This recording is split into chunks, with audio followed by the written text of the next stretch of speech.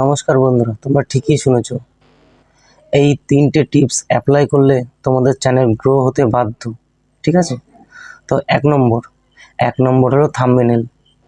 Thumbnail যত আকর্ষণীয় করবে, ঠিক আছে, তত লোকে তোমার থাম্বনেলের ওপর ক্লিক করবে আর তোমার ভিডিওতে ঢুকবে।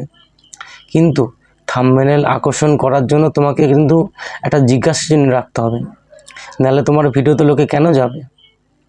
ওর জন্য থাম্বনেলকে আকর্ষণীয় করার জন্য তোমার একটা জিজ্ঞাসার জন্য রাখতে হবে থাম্বনেলে। 2 নম্বর হলো টাইটেল। টাইটেলও তোমার সেম এমন টাইটেল দেবে তাতে জিজ্ঞাসার চিহ্ন থাকে, যাতে তোমার ভিডিওতে লোকে যায় যে দেখে আসি যে কি আছে। 3 নম্বর হলো ভিডিও এডিটিং। দেখো বন্ধুরা, আজকালকার দিনে হলো কম্পিটিশনের মার্কেট। ঠিক আছে?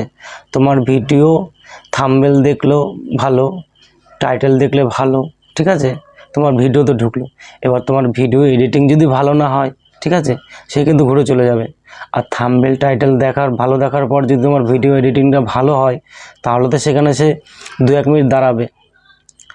আর যখনই 2-1 মিনিট কেউ দাঁড়াবে, আরও 10 জনকে তোমার ভিডিওটা পাঠাবে। ঠিক আছে? এইভাবে তোমার ভিডিও আস্তে আস্তে গ্রো হবে, তবেই না তোমার চ্যানেল গ্রো হবে।